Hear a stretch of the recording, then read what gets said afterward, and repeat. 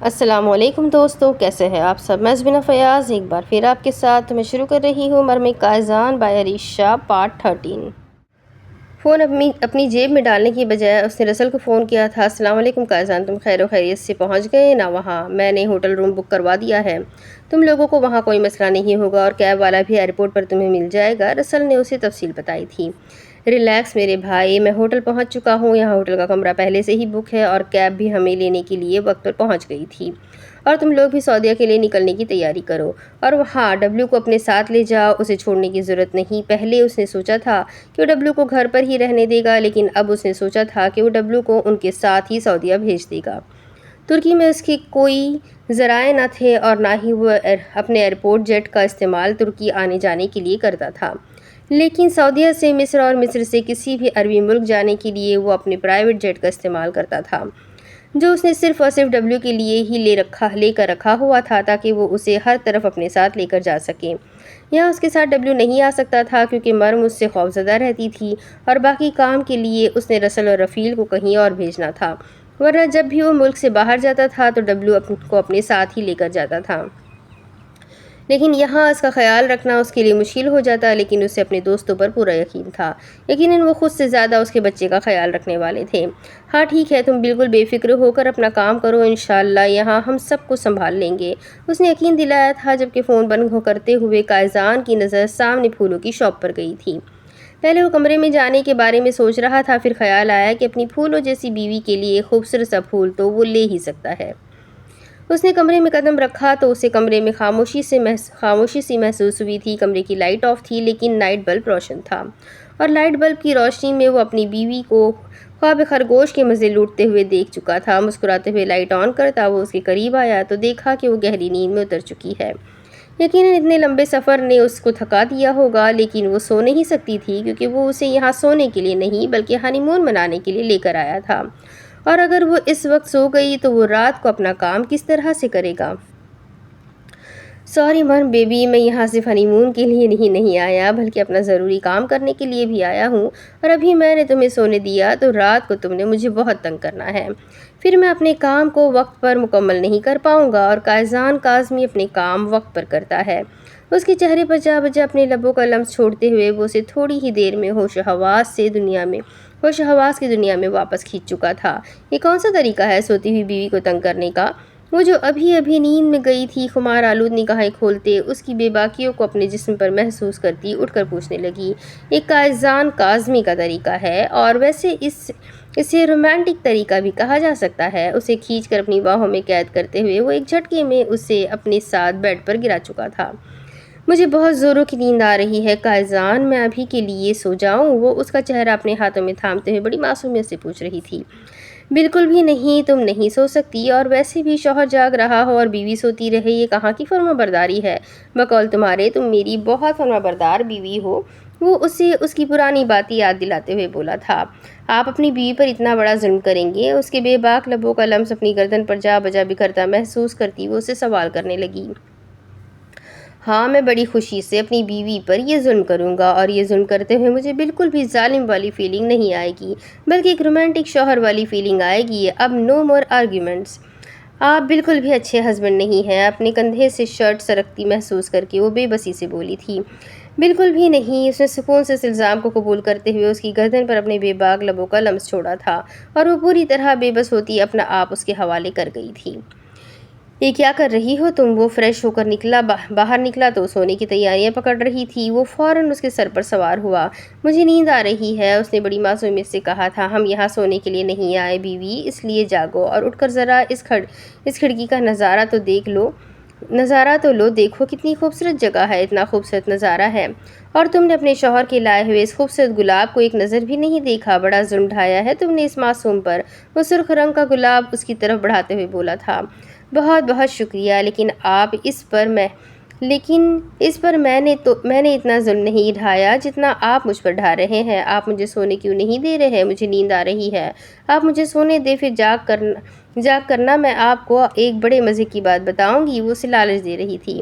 مجھے تمہاری وہ بڑے مزے والی بات نہیں سننی، لیکن تم سو نہیں سکتی، جب تک میں جاگ رہا ہوں تب تک تمہیں بھی جاگنا ہوگا۔ اس کی گود میں سر رکھتے ہوئے اس نے جیسے فیصلہ سنایا تھا۔ ارے اگر خود کو نیند نہیں آتی تو اس کا مطلب یہ تھوڑی ہے کہ دوسرے کو بھی نہ سونے دیا جائے۔ دیکھیں میں نے کتنے پیار سے آپ کی خواہشوں کا احترام کیا ہے، اب آپ کو میری نیند کا خیال رکھنا چاہیے نا۔ وہ اسے سمجھانے کی کوشش کر رہی تھی لیکن وہ کیا کہتا اسے وہ خود مجبور تھا۔ اپنے بھائی سے بات کرو گی؟ اس نے اچانک سوال کیا تھا۔ میں جب سو کر اٹھوں گی تب بات کروں گی، اس نے فوراً جواب دیا۔ یہ آفر محدود مدت کے لیے ہے، اس نے دھمکی دی تھی۔ کوئی بات نہیں، میں مدت بڑھا لوں گی، میرے شوہر کو پٹانا کوئی زیادہ مشکل کام نہیں ہے، اس نے جیسے راز فاش کیا تھا۔ اچھا جی، بڑا یقین ہے اپنے شوہر پر؟ اس کی گود میں اپنا سر سیدھا کرتے ہوئے وہ اس کے چہرے کو اپنی نظروں کے فوکس میں لے چکا تھا۔ ہے تو ہے، میرے شوہر بڑے اچھے ہیں، میری ہر بات مانتے ہیں، کبھی میری کسی بات سے اختلاف نہیں کرتے۔ وہ اس کے گالوں پر اپنے ہاتھ پھیرتے ہوئے اسے مسکے لگا رہی تھی۔ ہاں ہاں جانتا ہوں میں، ایسا بھی کوئی تیس مار خواہ نہیں ہے تمہارا شوہر، وہ ناک سے مکھی اڑاتا بولا۔ خبردار، میں اپنے شوہر کے خلاف ایک لفظ نہیں سنوں گی، وہ سختی سے بولی۔ مت سنو، کان بند کر لو، مشورہ دیا گیا۔ آپ اپنا منہ نہ بند کیجیے گا، اس نے غصے سے گھورا۔ منہ کیوں بند کروں، تمہارے شوہر کی تعریفیں کر رہا ہوں، سنو، آخر تمہیں بھی پتا ہونا چاہیے تمہارا شوہر کتنا پانی میں ہے۔ میرے شوہر کیسے ہے کیسے نہیں، مجھے کسی کی گواہی کی ضرورت نہیں ہے، میں خود انہیں بہت اچھے طریقے سے جانتی ہوں، پورا 17 دن کا ساتھ ہے میرا ان کا، اس نے اتراتے ہوئے کہا۔ دن نہ ہو گئے 17 سال ہو گئے کہ سب کچھ جانتی ہو، 17 دن نہ ہو گئے 17 سال ہو گئے کہ سب کچھ جانتی ہو، آپ بحث کیوں کر رہے ہیں میرے ساتھ؟ میں نے منع کیا تھا نا آپ کو، وہ کچھ یاد دلاتے ہوئے بولی۔ میں نے بھی منع کیا تھا نا، میرے علاوہ کسی اور کی تعریف نہ کرنا میرے سامنے، لیکن میں تو آپ کی ہی، بس آگے سے بحث مت کیا کرو، جاؤ جلدی سے فریش ہو جاؤ، باہر چلتے ہیں، بہت پیارا موسم ہو رہا ہے، واک کریں گے، وہ پلان بناتے ہوئے بولا۔ میں کسی ارے گرے کے ساتھ نہیں جاتی کہیں بھی باہر، مجھے صرف اپنے شوہر کے ساتھ آؤٹنگ کرنا پسند ہے، وہ منہ بنا کر بولی۔ اور میں کون ہوں؟ وہ سیدھا ہو کر اس سے سوال کرنے لگا۔ ہوں گے کوئی بھی، مجھے کیا، ویسے تھوڑی دیر پہلے تو آپ میرے شوہر کے خلاف باتیں کر رہے تھے، آپ جیسے انسان کے ساتھ تو میں ہرگز نہیں جاؤں گی۔ ڈارلنگ، تم چاہتی ہو کہ میں تمہیں خود واش روم میں لے کر جاؤں اور خود اپنے ہاتھوں سے تمہیں شاور دوں اور پھر چینج کروا کر اپنے ساتھ کہیں باہر لے کر جاؤں؟ اس نے بڑا بے ساختہ سا سوال پوچھا تھا، وہ اس کی طرف سے کسی اچھے جواب کی منتظر تھی۔ استغفر اللہ، اپنی نیت مجھ پر مت تھوپیں، میں نے ایسا کچھ بھی نہیں سوچا اور نہ ہی کبھی سوچ سکتی ہوں، ایسی سوچ صرف آپ ہی کی ہو سکتی ہے، اس نے بڑی تیزی سے کہا تھا۔ ہاں، ایسی سوچ صرف میری ہی ہو سکتی ہے اور اب میری سوچ پر عمل کرنے والا ہوں، وہ کہتے ہوئے اچانک بیڈ سے اٹھ کر اسے ایک جھٹکے میں اپنے کندھے پر ڈال کر واش روم کی طرف لے گیا تھا، جبکہ وہ نہیں کرتی رہ گئی، لیکن اس کی نہیں کو سن ہی کون رہا تھا۔ گائز پلیز نہیں نا، باہر جائیں پلیز، وہ اسے روک رہی تھی جو اپنی شرٹ اتارتا سائڈ پر پھینک کر اس کے قریب آ رہا تھا۔ ہاں ڈارلنگ، وہ اس کا دوپٹہ گردن سے الگ کر کے پانی کھول چکا تھا۔ آپ؟ ہاں میں، وہ اس کے قریب آتا اس کی کمر میں ہاتھ ڈال کر اپنے قریب کھینچ چکا تھا۔ میں آپ سے بات نہیں کروں گی، خفا ہو جاؤں گی، وہ دھمکی دیتے ہوئے اپنے کندھے پر ہاتھ رکھے ہوئے تھی۔ میں منا لوں گا، اس چھوٹی سی بیوی کو منانا اتنا مشکل نہیں ہے، لیکن اس بڑے سے شوہر کو خفا کر کے پچھتاؤ گی، تم کہہ دیا سو کہہ دیا۔ کاظم اپنی بات سے بدلتا نہیں، اس کے ہاتھ پیچھے کی ڈوریوں میں الجھ رہے تھے، جبکہ وہ اس کی بے باک حرکتوں پر بری طرح سمٹی جا رہی تھی۔ آپ میرے ساتھ ایسا کریں گے؟ کندھے سے اپنی شرٹ سرکتی محسوس کر کے وہ مزید معصومیت پر اتر آئی تھی۔ تمہیں اب بھی لگتا ہے کہ میرے پیچھے ہٹنے کے چانسز ہے؟ اپنے بھیگے ہوئے لب اس کی گردن پر رکھتے ہوئے وہ بے باک انداز میں سوال کر رہا تھا، جب اچانک ہی اس نے اس کا رخ موڑ کر دیوار کی طرف کرتے ہوئے اس کی گردن سے سارے بال ہٹا کر آگے کی طرف کیے تھے، اور اب وہ اس کی ایک ڈوری پر اپنے لب رکھتے ہوئے اسے اپنے لمس سے روشناس کروا رہا تھا۔ اس کے لب آہستہ آہستہ اس کی پوری نازک مرمری کمر پر سفر کر رہے تھے، جبکہ وہ اس کی بے باکیوں پر بے بسی سے دیوار کا سہارا لیتی خاموش کھڑی تھی، جب اچانک اس نے اس کا رخ اپنی طرف کرتے ہوئے اس کے لبوں کی قید میں لے لیا۔ وہ اس کے چہرے کو اپنے ہاتھوں میں قید کرتے ہوئے اس کے لبوں پر نہ جانے کتنے بوسے دے چکا تھا، اس کے لبوں کا جام پیتے ہوئے وہ اسے اپنی سخت گرفت میں قید کرتا جا رہا تھا۔ انداز اس کا ویسا ہی تھا جیسا اکثر ہوا کرتا تھا، لیکن وہ اس کی سخت پناہوں میں خود کو محفوظ سمجھتی تھی۔ اس کا سخت نرم کوئی بھی انداز اسے برا نہیں لگتا تھا، بس وہ خود پر اس کا حق سمجھتی تھی۔ اس کے نازک سے وجود کو اپنی باہوں میں بھرے وہ باہر لے کر آیا تو وہ آرام سے باتھ روم میں خود کو چھپائے اس کی کارروائی دیکھ رہی تھی، جو اس کے لیے کوئی اچھے سے کپڑے نکال رہا تھا۔ کوئی بھی نکال دے، پہننا تو میں نے گاؤن ہی ہے۔ اس کے اوپر وہ پہلے ہی کہہ چکا تھا کہ وہ اسے لے کر باہر جا رہا ہے اور وہ ڈنر کر کے واپس آنے والے ہیں۔ اس دفعہ اس نے آگے سے کوئی مزاحمت نہیں کی تھی، کیونکہ وہ اپنی بات کا پکا تھا، وہ اسے سونے تو ہرگز نہیں دینے والا تھا، تو فضول میں ضد لگانا بیکار تھا، وہ اس کی بات ماننے کا فیصلہ کر چکی تھی۔ ویسے بھی وہ اس کی نیند اڑانے میں کامیاب رہا تھا۔ ٹھنڈے پانی سے نہلانے کے بعد اب نیند نہ جانے کہاں جا سوئی تھی۔ نیند آس پاس تو کیا دور دور تک بھی کہیں نہ تھی۔ وہ اپنی مرضی سے کپڑے نکال لایا تھا جو اس نے خاموشی سے پہن لیے تھے، جبکہ وہ اب اس کا گاؤن نکال رہا تھا۔ وہ ویسے تو اب اس کے ساتھ جانے کے لیے تیار تھی، لیکن بظاہر کافی نخرے دکھا رہی تھی۔ اس پر یہ ثابت بھی تو کرنا تھا نا کہ اس کی نیند خراب ہوئی ہے، اور وہ اس پر احسان کر کے اس کے ساتھ جانے کو تیار ہوئی ہے۔ عجیب زبردستی ہے، اگر بندہ نہیں آنا چاہتا گھومنے کے لیے تو اس طرح زبردستی نہیں کرنی چاہیے نا۔ دیکھیں میری حالت، نیند سے میرا برا حال ہو رہا ہے اور آپ کو گھومنے پھرنے کی پڑی ہوئی ہے، ذرا احساس نہیں ہے معصوم بیوی کا۔ اس کے ساتھ چلتے چلتے بولے جا رہی تھی، جبکہ وہ اسے کہاں لے کر جا رہا تھا وہ خود بھی نہیں جانتا تھا۔ آپ پہلے بھی یہاں آئے ہوئے ہیں۔ وہ اس کے بازو میں ہاتھ ڈالتے اسے مضبوطی سے پکڑے ہوئے تھی، جیسے ابھی گم ہو جائے گی۔ ہاں، زیادہ نہیں، بس 1-2 بار ہی آیا ہوا ہوں، کام کے سلسلے میں آیا تھا۔ ہنی مون پر تو پہلی بار ہی آیا ہوں، لیکن میری بیوی بہت بورنگ ہے۔ میں کدھر سے بورنگ لگ رہی ہوں آپ کو؟ میں تو اتنی اچھی ہوں۔ آپ کو تو شکرانے کے نوافل ادا کرنے چاہیے کہ آپ کو اتنی اچھی بیوی ملی ہے جو آپ کی ہر بات آنکھیں بند کر کے مانتی ہے، اور آپ ہے کہ میری قدر ہی نہیں کرتے۔ ہاں تو بیبی بتاؤ نا مجھے کہ اس گوہر نایاب کی قدر کس طرح کریں؟ تمہاری سوچ سے زیادہ قدر کروں گا۔ اس کی کمر میں ہاتھ ڈالتے ہوئے وہ رک گیا تھا۔ سامنے بہت بڑا سمندر تھا جہاں لوگوں کی کافی چہل پہل تھی۔ یہ کیا آپ کیا کر رہے ہیں؟ دماغ تو خراب نہیں ہو کہ یہاں پبلک پلیس پہ ہے، اس طرح سے یہاں پہ یہ سب الاؤڈ نہیں ہے۔ اس نے اپنے پاس سے ہی قانون بنا لیا تھا۔ آزاد خیال ملک ہے بیبی، یہاں سب کچھ الاؤ ہے۔ اس کے چہرے پر جھکتے ہوئے پردے سے کور اس کے لبوں پر بوسہ دے گیا تھا۔ توبہ توبہ، استغفر اللہ، کتنی خراب نیت ہے آپ کی۔ کہیں پر تو اپنے ٹھر کی جذباتوں پر کنٹرول کریں۔ اب آپ جیسے نہیں ہوتے گینگسٹرز، آپ تو گینگسٹرز کا نام ڈبو رہے ہو۔ وہ افسوس کرتی ہوئی بولی تو وہ کھل کر ہنسا۔ کیسے ہوتے ہیں گینگسٹر بتاؤ مجھے، میں جاننا چاہتا ہوں۔ تم تو کافی زیادہ انفارمیشن رکھتی ہو ہم گینگسٹرز کے بارے میں، تو بتاؤ مجھے گینگسٹرز کیسے ہوتے ہیں؟ وہ اسے سوال کر رہا تھا۔ آپ کے جیسے تو بالکل بھی نہیں ہوتے۔ اب ہٹے مسٹر ٹھرکی کاظمی، مجھے وہ سمندر دیکھنے جانا ہے۔ اس نے سامنے پانی کی طرف اشارہ کیا تھا، جبکہ وہ ہاں میں سر ہلاتا اسے لیے سمندر کی طرف قدم بڑھانے لگا۔ جب نظر سامنے کی طرف کچھ اسکول کی بچیوں پر گئی تھی، وہ تقریباً 6-7 لڑکیاں تھیں اور سب کی عمر 14 سے 15 سال کے بیچ تھی۔ یقیناً اسکول ختم کر کے وہ یہاں انجوائے کرنے کے لیے آئی ہوں گی۔ ان لڑکیوں کو دیکھتے ہوئے اسے مظہر پاشا کی یاد آئی تھی۔ یہی بچیاں اس کا ٹارگٹ تھی۔ تقریباً 13 سے 16 سال کی بیچ کی لڑکیوں کو وہ کڈنیپ کر کے برباد کرتا تھا۔ ایسی ہی لڑکیاں اس کے کلائنٹس کو سب سے زیادہ پسند آتی تھیں۔ ان کا استعمال اس کے کام میں سب سے زیادہ ہوتا تھا۔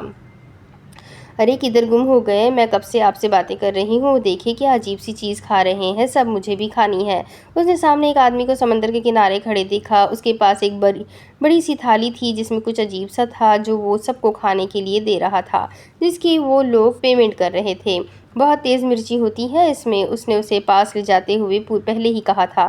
ارے میں خود تیکھی مرچی ہوں، یہ مرچی میرے سامنے کیا چیز ہے؟ اس نے خود کو کمپلیمنٹ دیتے ہوئے کہا تو وہ ہنس دیا۔ وہ اپنا نقاب چہرے سے اتارتے ہوئے اس کے پیچھے ہو گئی تھی، جبکہ وہ اس کے سامنے آتا پوری طرح سے کور کر چکا تھا۔ تم سچ میں تیکھی مرچی ہی ہو؟ اس نے آدمی کو اشارہ کیا تھا، جبکہ وہ فوراً اس کے لیے وہ چیز بنانے لگا تھا۔ ہائے مرچی، اس میں تو سچی بہت تیز مرچ ہے، وہ کھاتے ہوئے اسے بتانے لگی تھی، جبکہ وہ کندھے اچکا گیا، اور اس کے کندھے اچکانے پر اس نے آنکھیں گھما کر اسے دیکھا اور پھر ایسے کھانے لگی جیسے مرچی نام کی بھی اس میں نہ ہو۔ مذاق کر رہی ہوں، بالکل بھی تیز مرچی نہیں ہے، املی کی چٹنی ہے اور یہ ساتھ میں پتہ نہیں کون سی چیز ہے، لیکن اس میں بالکل بھی تیز مرچ نہیں ہے، آپ بھی کھا سکتے ہیں۔ اس نے اسے کھلانے کی کوشش کی تھی، جس پر اس نے فوراً انکار کر دیا، جبکہ ان کے ساتھ کھڑی لڑکیاں مرچی سے پانی پر پانی پیے جا رہی تھیں۔ ارے لگتا ہے ترکی کے لوگ نا بہت کمزور دل کے ہوتے ہیں، اتنی مرچی نہیں ہے، یہ فضول میں محسوس کیے جا رہے ہیں، اس نے اسے دیکھ کر کہا تھا تاکہ وہ کھا لے، لیکن قائزان کا انکار اب بھی قائم تھا۔ میرے گلے میں اتنا درد کیوں ہو رہا ہے؟ وہ بیڈ پر لیٹی ہوئی اس سے پوچھ رہی تھی۔ تھوڑی دیر پہلے ہی وہ ڈنر کر کے واپس آئے تھے۔ راستے میں اچانک ہی اسے گلے میں درد ہونے لگا تو وہ اسے پاس ہی ایک ڈاکٹر کے پاس لے کر گیا تھا، جہاں ڈاکٹر نے کہا کہ بہت تیز مرچی کھانے کی وجہ سے اس کے گلے میں زخم ہو گئے ہیں۔ جان، یہ جو تم نے وہ کھایا ہے نا، اسی کی وجہ سے ہوا ہے، میں منع بھی کر رہا تھا، تمہیں سننی چاہیے تھی میری بات۔ ارے آپ مجھے کہاں منع کر رہے تھے؟ آپ تو اس آدمی کو اور پیسے دے رہے ہیں، اب میں نے آپ کے پیسے ویسٹ تھوڑی نہ ہونے دینے تھے، میں تو پیسے حلال کرنے کے چکر میں تھی۔ وہ خود کو پنکھا جھلاتی دوبارہ سے اٹھ کر بیٹھ گئی تھی، جبکہ وہ اس کی بالکل پاس بیٹھا بار بار اس کے گلے کو چھو رہا تھا۔ زیادہ تکلیف ہو رہی ہے تو ڈاکٹر کے پاس لے چلوں؟ اس نے پوچھا تھا، جس پر اس نے فوراً نفی میں سر ہلایا اور ساتھ میں پڑا پانی کا گلاس اٹھا کر لبوں سے لگا لیا۔ مجھے لگتا ہے مجھے سو جانا چاہیے، میں تھوڑی دیر سو لوں گی نا تو بہتر محسوس کروں گی۔ پتہ نہیں کون سی عجیب غریب سی چیز کھا لی ہے میں نے۔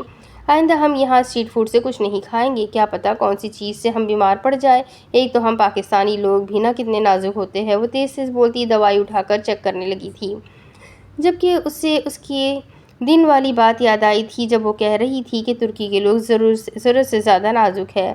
زیادہ کچھ نہیں بدلا تھا، اب ترکی کے بجائے پاکستان کے لوگ نازک ہو گئے تھے۔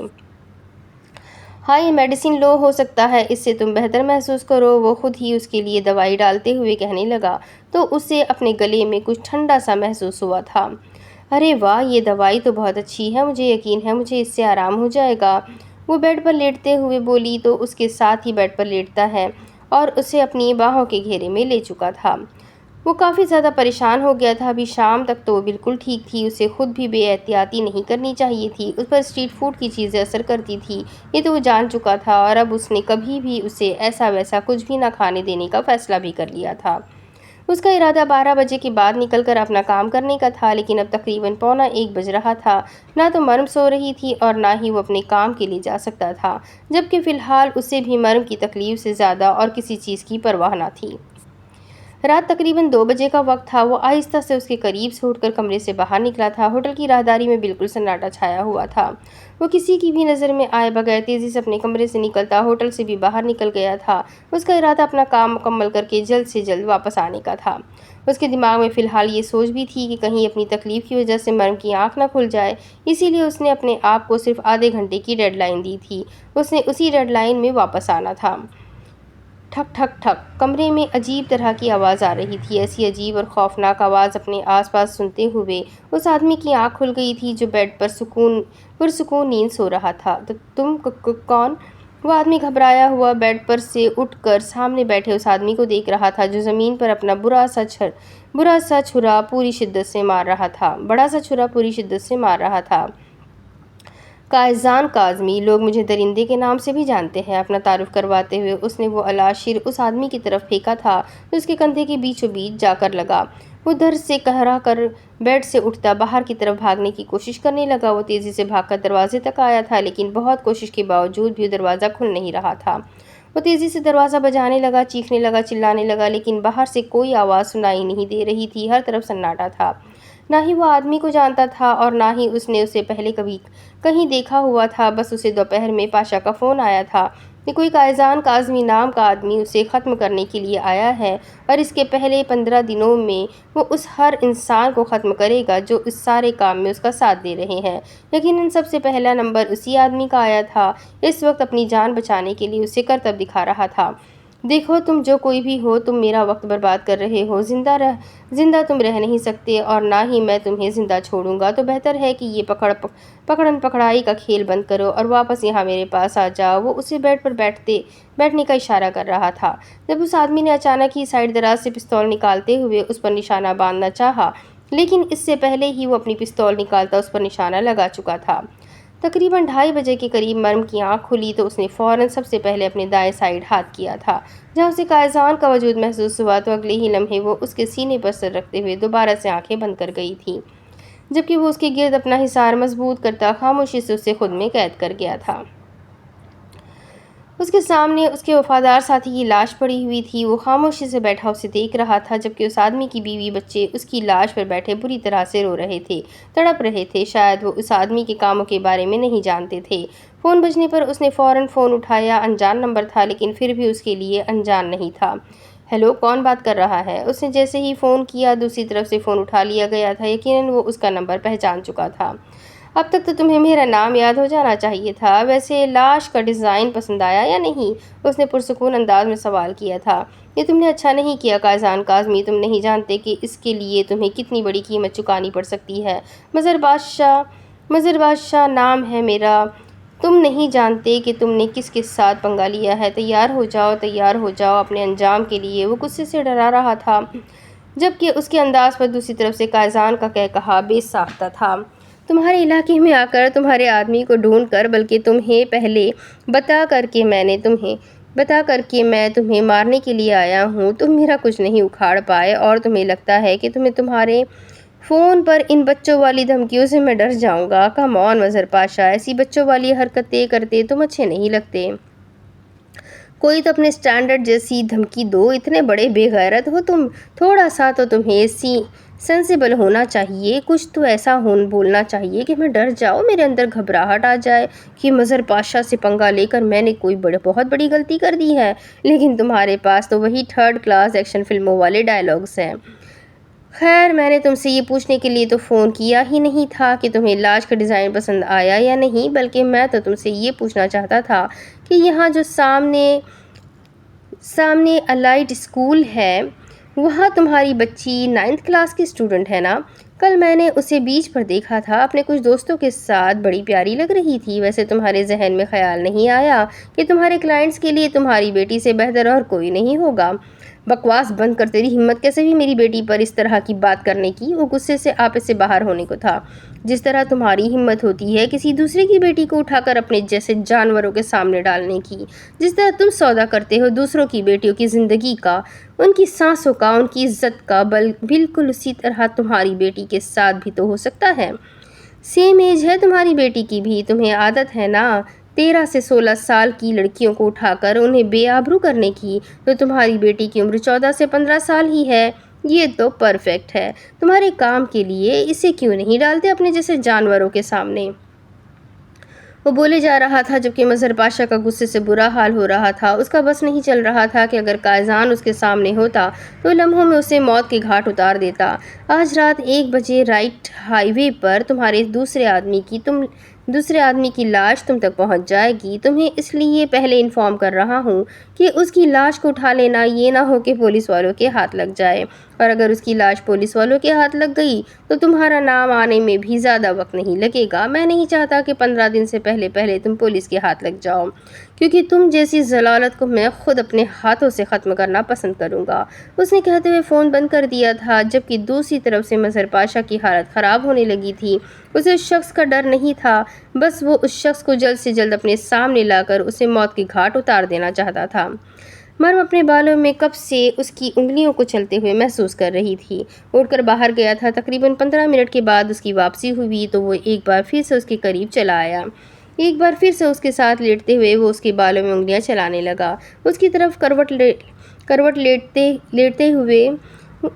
لیتے ہوئے وہ اس کے گرد اپنی نازک باہوں کا حصار بناتی اس کے سینے پر اپنا سر رکھ چکی تھی۔ لگتا ہے آج کہیں باہر چلنے کا ارادہ نہیں ہے بیگم، ہم صرف 15 دن کے لیے یہاں آئے ہیں، ہم نے واپس بھی جانا ہے۔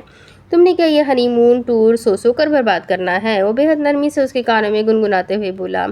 یہ بیگم کیا ہوتا ہے؟ بیگم تو بڑی عمر والیوں کو بولا جاتا ہے۔ میں آپ کو بڈھی نظر آتی ہوں؟ وہ آنکھیں کھولے اس سے پوچھنے لگی۔ شاید ارادہ اس کا بحث کرنے کا تھا، اس سے لڑتے ہوئے یقیناً وہ مزے لیتی تھی، تبھی تو ہر بات پر لڑنے کے لیے تیار ہو جاتی تھی۔ تم تو شہزادی ہو، قائزان کاظمی کی، اور شہزادی ہی لگتی ہو۔ مسکرا کر اس کے ماتھے پر بوسہ دیتا بات ختم کر گیا تھا، جبکہ وہ اس کے بحث نہ کرنے پر مایوس ہوتی دوبارہ اس کے سینے پر سر رکھ کر آنکھیں بند کر گئی تھی۔ آپ بہت بورنگ انسان ہو قائزان، مجھے لڑنے والا ہسبینڈ چاہیے، آئیے نا تھوڑی سی لڑائی کرتے ہیں۔ غصے والی لڑائی، اصلی والی فیلنگ آنی چاہیے۔ مجھے نا بڑا شوق تھا ہسبینڈ سے لڑنے کا، وہ ایکسائٹڈ ہو کر سیدھی بیٹھتی اس سے کہنے لگی تھی، جبکہ وہ اس کے عجیب و غریب شوق پر اسے گھور کر رہ گیا۔ کیا بیبی، تمہیں مجھ سے لڑنے کا شوق تھا؟ کہیں تم نے شادی مجھ سے لڑنے کے لیے ہی تو نہیں کی؟ وہ ہنستے ہوئے اسے پوچھنے لگا۔ ارے نہیں، شادی تو آپ نے زبردستی کی تھی نا، بھول گئے کیا آپ؟ اس وقت تو لڑائی والی بات مجھے یاد ہی نہیں تھی۔ میں ناولز میں پڑھتی ہوں، ہسبینڈ وائف ایک دوسرے سے بہت سارا لڑتے ہیں اور پھر اینڈ پہ آ کے ایک دوسرے کو سوری بولتے ہیں، پھر ایک رومانٹک سا سین ہوتا ہے۔ وہ خوشی خوشی اسے بتانے لگی تھی۔ مطلب یہ سب کچھ وہ اینڈ پر رومانٹک سین کے لیے کرتے ہیں؟ بات تو اینڈ پر ہونے والے رومانٹک سین کی ہی ہے نا، تو وہ ہم پہلے ہی کر لیتے ہیں۔ لڑائی جھگڑے کو چھوڑو۔ وہ اسے اس کے کندھوں سے تھامتے ہوئے اسے اپنے قریب کرتا رومانٹک انداز میں بولا تھا۔ نہیں، لڑائی ہم صرف پیار کریں گے بیبی، اچھے کپل کی طرح۔ وہ اس کی بات کاٹتے ہوئے بولا، نہیں، مجھے اچھا کپل نہیں بننا، مجھے گندا والا کپل بننا ہے، ہر وقت لڑائی جھگڑے والا۔ وہ ضد پر اڑی ہوئی تھی۔ عجیب زبردستی ہے، میں کہہ رہا ہوں تمہیں میری بات سمجھ میں نہیں آ رہی؟ نہیں کرنا ہم نے لڑائی جھگڑا، ایسی چیزوں سے جتنا دور رہا جائے اتنا ہی بہتر ہوتا ہے۔ فضول میں میرے ساتھ لڑنے جھگڑنے کی ضرورت نہیں ہے۔ وہ کافی سختی سے بولا تھا۔ یہ کیا بات ہوئی؟ ہر وقت کیا ہم ایک دوسرے سے پیار سے ہی بات کرتے رہیں گے؟ اتنے سارے دن ہو گئے ہیں ہماری شادی کو، ایک تو لڑائی بنتی ہے نا؟ دیکھیں نا، ہم چھوٹی سی لڑائی کریں گے، بعد میں ہم صلح کر لیں گے۔ وہ پیار سے اسے سمجھا رہی تھی۔ کیا فضول بحث کر رہی ہو مرم؟ جب میں کہہ رہا ہوں نہیں تو مطلب صاف ہے، میں تم سے کوئی لڑائی جھگڑا کرنا نہیں چاہتا۔ اچھی خاصی زندگی چل رہی ہے، کیوں فضول میں الٹے سیدھے پنگوں میں پڑنا؟ ایسی چیزوں سے جتنا بچ کر رہا جائے اتنا ہی بہتر ہوتا ہے۔ کیوں ایسی فضول بحث کیے جا رہی ہو؟ چلو اٹھو، کہیں باہر چلتے ہیں۔ اس کی طرف دیکھ کر کافی سختی سے بولا تھا۔ ارے میں کہاں فضول بحث کر رہی ہوں، میں تو بس ایسے ہی کہہ رہی تھی آپ کو کہ ہم دونوں بولو کیا کہنا چاہتی ہو؟ کیوں تمہارے اندر کا کیڑا تمہیں سکون نہیں لینے دیتا؟ ہر وقت اچھل کود ضروری نہیں ہوتی، کبھی ہم نارمل کپل کی طرح بھی رہ سکتے ہیں۔ میں کہاں اچھل کود کر رہی ہوں، اور آپ مجھے اس طرح سے ڈانٹ کیوں رہے ہیں؟ شروعات تم نے ہی کی ہے، لڑائی تم نے کرنی تھی نا، اب کرو لڑائی۔ اس کے سوالوں پر وہ اسے گھورتے ہوئے بولا، میں نے کہاں شروعات کی، میں تو صرف یہ کہہ رہی تھی کہ تمہیں مجھ سے لڑنا ہے، اب لڑو نا۔ وہ پوری طرح تیار کھڑا تھا، جبکہ اس کے غصے کو دیکھ کر وہ فوراً نفی میں سر ہلا گئی۔ مجھے لڑنا نہیں تھا، صرف لڑنے کا ڈرامہ کرنا تھا۔ وہ اس کی طرف دیکھتے ہوئے پریشانی سے بولی تھی۔ اسے ہرگز امید نہ تھی کہ اس کی لڑائی والی بات وہ سچ ہو جائے گی۔ ہاں تو بیبی، میں بھی تو کر رہا ہوں نا، تم بھی کرو، تمہاری یہ حسرت میں پوری کرنے کی کوشش کر رہا ہوں۔ فوراً اپنا انداز بدل گیا تھا، جبکہ وہ تو منہ کھول کر رہ گئی تھی۔ آپ جھوٹ موٹ کی لڑائی کر رہے ہو، سچی میں نہیں کر رہے ہو؟ وہ منہ کھولے اسے دیکھنے لگی تھی جب اس نے نفی میں سر ہلاتے ہوئے اس سے پاس بلایا۔ وہ فوراً بھاگ کر اس کے پاس آئی تھی۔ آپ جھوٹ بول رہے تھے کیا؟ کمال کے ڈرامے کرتے ہو آپ، کیا ظالم ایکٹر ہو آپ۔ میں تو سچ مچ میں سوچنے لگی تھی کہ آپ مجھ سے خفا ہو گئے ہو اور ہمارا بہت بڑا جھگڑا ہونے والا ہے۔ شکر ہے لڑائی ختم ہوئی، یہ لڑائی تو بڑی ڈینجر ہوتی ہے۔ وہ دل پر ہاتھ رکھ کے اسے بتا رہی تھی، بس ڈارلنگ ایسی ہی ہوتی ہے یہ لڑائی جھگڑے، بہتر ہے کہ ہم اس سے دور رہیں۔ لیکن تمہاری تو خواہش پوری کرنی پڑے گی نا۔ کیا خیال ہے کہیں باہر چلے؟ اس نے پھر سے پیار سے پوچھا تو اس نے فوراً ہاں میں سر ہلایا تھا۔ دونوں باہر لنچ کے لیے آئے ہوئے تھے، یہاں زیادہ رش نہیں تھا، بس اکا دکا لوگ ہی تھے۔ ویٹر کھانا دے کر گیا تو قائزان نے سامنے والی جگہ پر بیٹھ کر اسے باقی لوگوں کی نظروں سے بچایا تھا، جبکہ وہ نقاب اتارتی اس کے ساتھ بیٹھی پتہ نہیں کون سی نئی ڈش ٹرائی کر رہی تھی، جب اچانک ہی کچھ لوگ وہاں اندر آتے ہوئے وہاں بیٹھے لوگوں کو تنگ کرنے لگے۔ عجیب آوارہ سے 5-6 لڑکے تھے جو آتے جاتے ہر انسان کو تنگ کر رہے تھے۔ قائزان وہ دیکھے وہ اس لڑکی کو تنگ کر رہے ہیں، وہ پریشانی سے اس سے کہنے لگی تھی، دفع کرو، ہمیں ان سب چیزوں سے مطلب نہیں، تم اپنا کھانا مکمل کرو پھر ہم چلتے ہیں۔ وہ اسے کھانے کی چیزوں کی طرف متوجہ کرتا اس کا دھیان ان سب چیزوں سے ہٹانا چاہتا تھا۔ نہیں قائزان، وہ لوگ اس لڑکی کو بہت تنگ کر رہے ہیں، دیکھیں کس طرح سے اسے ادھر ادھر ہاتھ لگا رہے ہیں، اور کیسے یہ لوگ اس کی ذرا سی بھی مدد کرنے کی کوشش نہیں کر رہے۔ پریشانی سے اس سے کہنے لگی تھی جب اچانک ایک لڑکا ان کے ٹیبل کی طرف آیا۔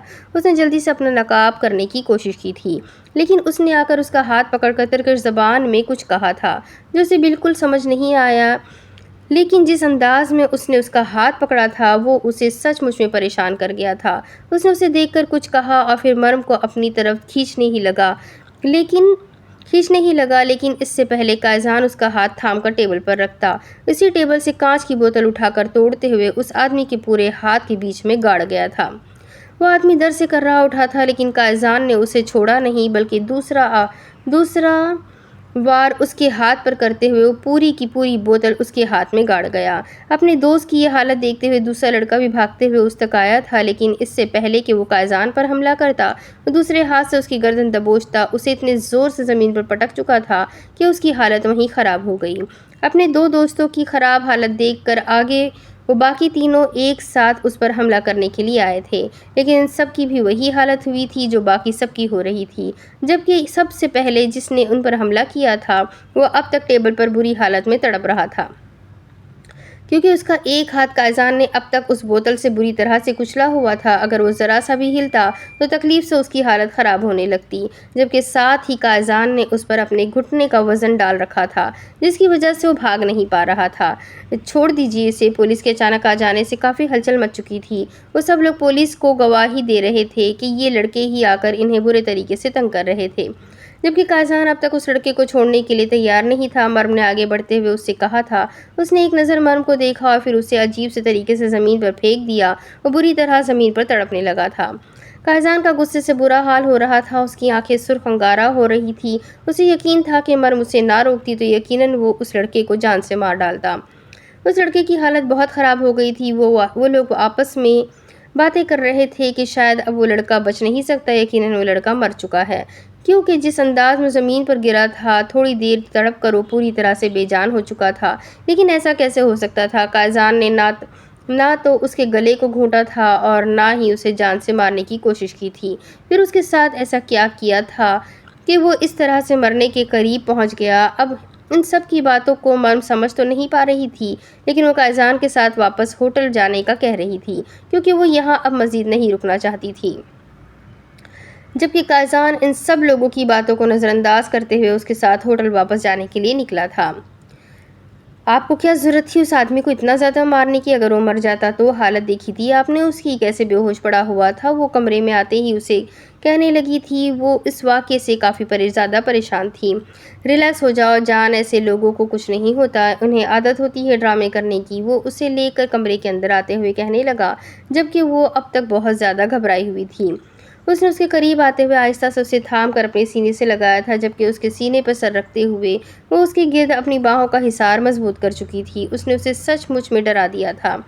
آپ کو ضرورت ہی کیا تھی ان لوگوں سے لڑائی جھگڑا کرنے کی؟ ویسے بھی تو پولیس آ ہی رہی تھی نا، لے جاتی ایسے لوگوں کو جیل میں لے جا کر پیٹتی پھیٹے لگاتی تو خود عقل ٹھکانے آ جاتی ان لوگوں کی۔ وہ اس کے سینے پر سر رکھے بولی، اس نے تمہارے چہرے کو چھونے کی کوشش کی تھی، میں نے اسے جان سے نہیں مارا، یہ بھی بڑی بات ہے، اور اب خبردار تم نے اس کے بارے میں کوئی بھی بات کی، ختم ہو گیا نا یہ قصہ یہیں پر، تو اب مزید اس بارے میں کچھ بھی سوچنے کی ضرورت نہیں ہے۔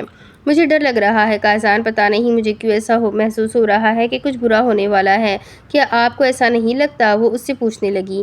ارے کچھ نہیں ہونے والا، تم فضول میں اتنا ڈر رہی ہو۔ وہ اسے ریلیکس کرتا دروازے پر ہونے والی دستک کی طرف متوجہ ہوا تھا۔ سر، قریبی ہوٹل میں آپ کے ساتھ جس لڑکے کا جھگڑا ہوا ہے، وہ لڑکا تھوڑی دیر پہلے ہسپتال میں مر چکا ہے۔ پولیس کے مطابق اسے زہر دیا گیا ہے، اس کی حالت بہت زیادہ خراب ہو گئی تھی۔ آپ کو پولیس گرفتار کرنے کے لیے نیچے آئی ہوئی ہے، ہوٹل کے ورکر نے آ کر اسے بتایا تھا۔ وہ ترکش میں بات کر رہا تھا، اس لیے مرم اس کی کوئی بھی بات سمجھ نہیں پائی تھی، جبکہ اس نے مسکرا کر ہاں میں سر ہلایا۔ کیا ہوا؟ وہ ویٹر کیا کہہ رہا تھا آپ سے؟ اس نے اس سے پوچھا تھا۔ وہ کافی پریشان لگ رہی تھی۔ اس نے مسکراتے ہوئے اس کے چہرے کو اپنے ہاتھوں میں تھاما۔ کچھ نہیں کہہ رہا تھا، وہ جو لڑکا تھا نا، اس کے ماں باپ نے مجھ پر کیس ٹھوک دیا ہے کہ میں نے اس کو بہت برے طریقے سے مارا ہے۔ تمہیں پریشان ہونے کی ضرورت نہیں، ہو سکتا ہے مجھے آج کی رات جیل میں گزارنی پڑے۔ تم بالکل ہوٹل سے باہر مت نکلنا جب تک میں واپس نہیں آ جاتا، بالکل ریلیکس رہنا، اور ڈرنے گھبرانے کی ضرورت نہیں ہے۔ تم ایک گینگسٹر کی بیوی ہو، یہ میرا فون اپنے پاس رکھو، کسی کو بتانے کی ضرورت نہیں ہے کہ میں جیل میں ہوں۔ وہ اپنا فون اس کے حوالے کرتا اسے ہوٹل میں چھوڑ کر خود باہر چلا گیا تھا، لیکن جاتے جاتے مرم کو فون دینے سے پہلے اس نے کسی کو میسج کیا تھا۔ پولیس کو سمجھ نہیں آ رہا تھا وہ آدمی مرا تو مرا کیسے، کیونکہ سب کچھ لوگوں کے سامنے جو ہوا تھا، اس میں کہیں پر بھی قائزان نے اس لڑکے کو جان سے مارنے کی کوشش نہیں کی تھی، بس اس نے اس کے ہاتھ کو زخمی کیا تھا، اور اس بات کی گواہی وہاں موجود ہر انسان دے رہا تھا۔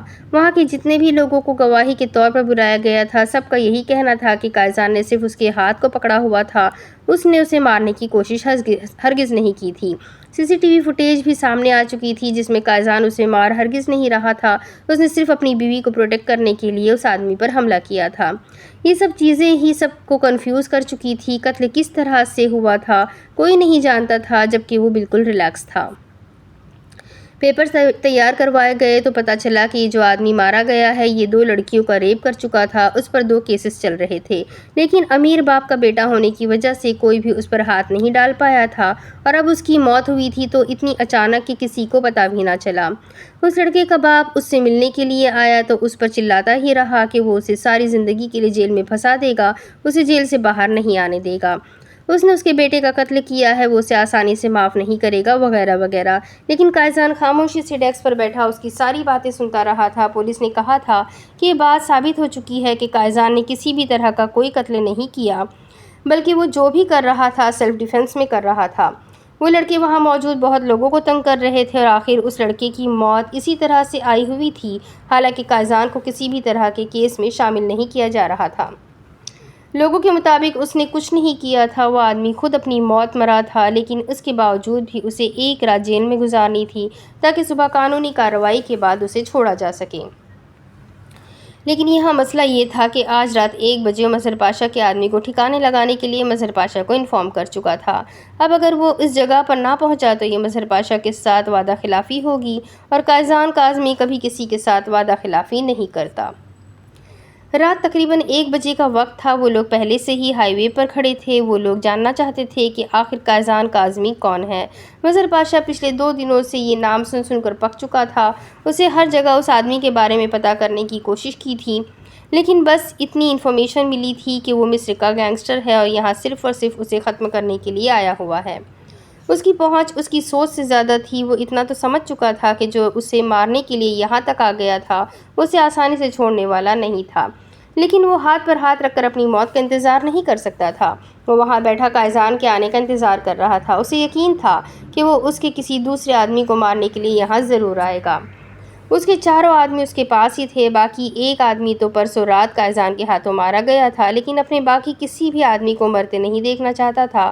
وہاں مصر میں اس کا سارا گینگ تباہ ہو گیا تھا، اس کے ساتھ جڑا ایک ایک انسان آہستہ آہستہ ختم ہو رہا تھا، وہ مزید برداشت نہیں کر سکتا تھا۔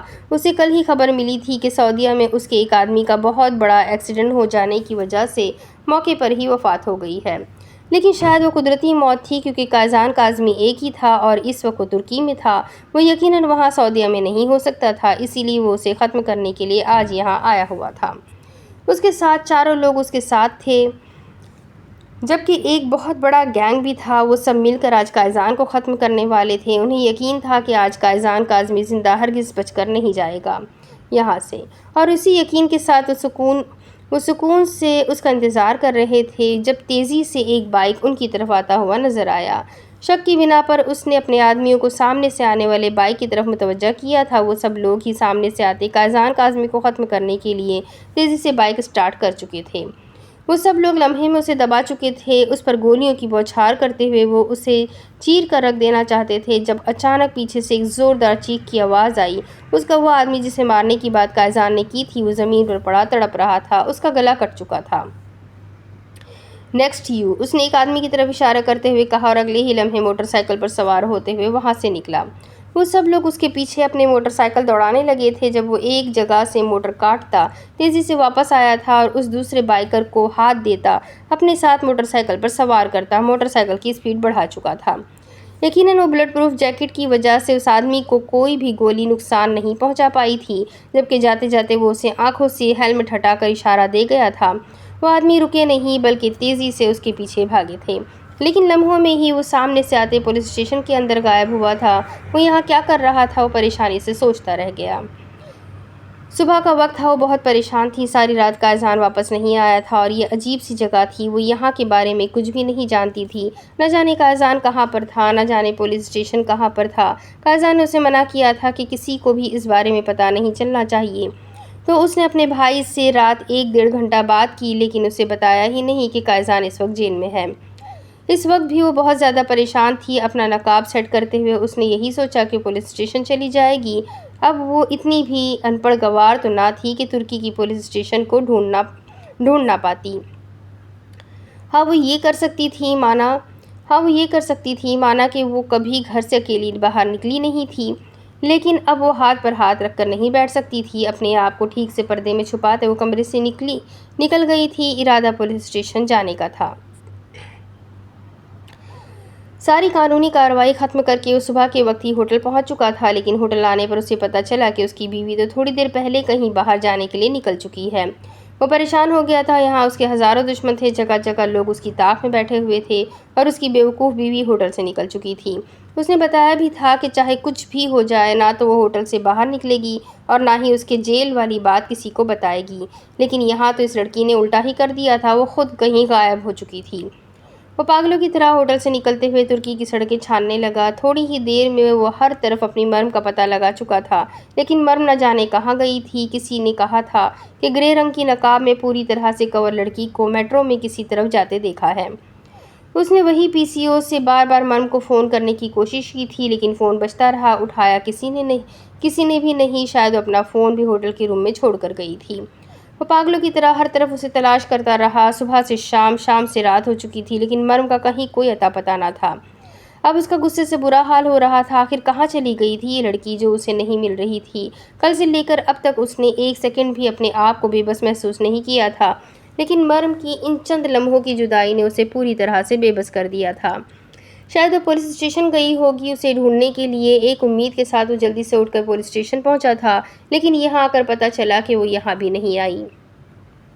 وہ واپس ہوٹل پہنچا تھا کیونکہ اب یہ کوئی معمولی بات نہ تھی، اس کی بیوی غائب ہوئی تھی، اسے کسی بھی قیمت پر اپنی بیوی چاہیے تھی۔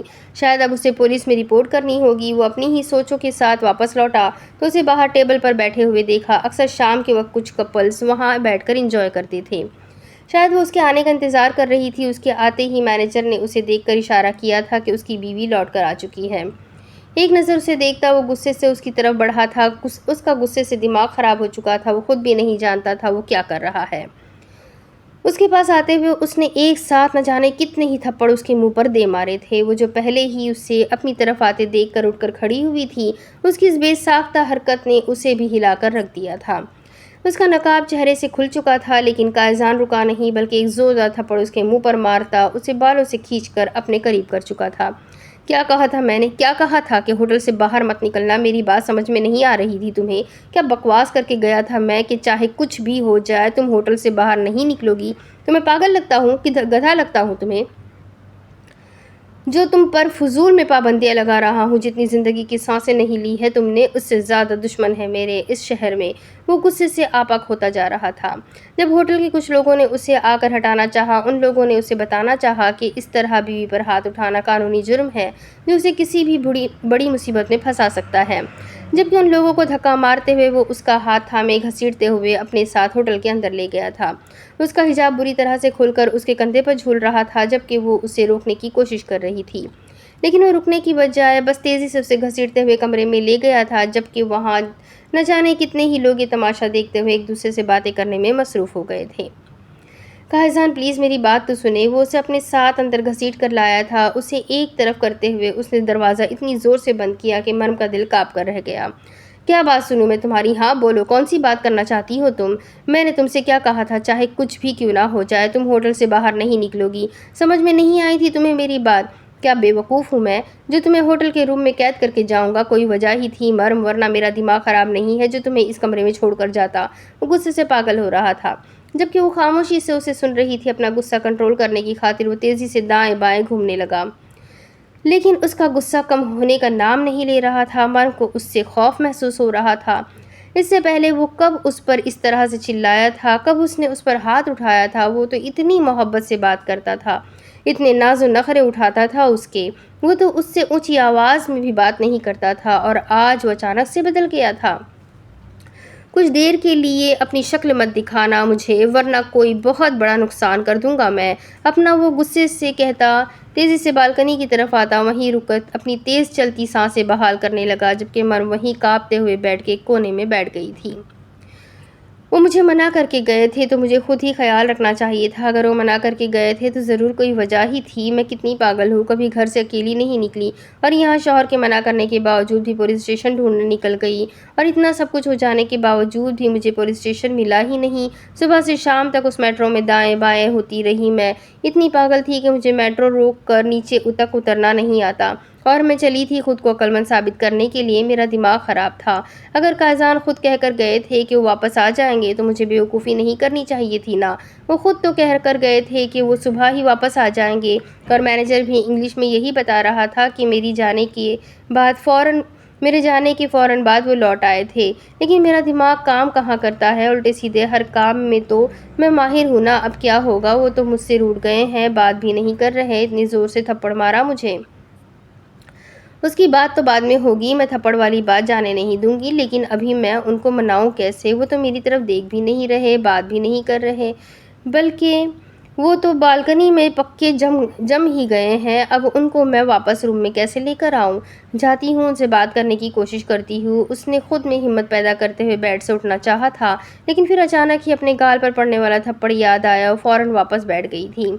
نہیں، میں نہیں جاؤں گی باہر، وہ خود ہی تھوڑی دیر میں اندر آ جائیں گے، اگر آ گئے تو بات کر لوں گی، یہ نہ ہو کہ ایک تھپڑ اور جھاڑ دے۔ اتنے زور سے تھپڑ مارا، پورا جبڑا ہلا کر رکھ دیا ہے۔ اسے اپنے گال پر بہت شدید قسم کا درد محسوس ہو رہا تھا۔ اسے کبھی امید نہ تھی کہ قائزان اسے یوں تھپڑ مارے گا، لیکن تھپڑ کیا، اس نے تو تھپڑوں کی برسات کر دی تھی۔ گننے کے بعد اسے پتہ چلا تھا کہ اس نے اسے 5 تھپڑ مارے ہیں،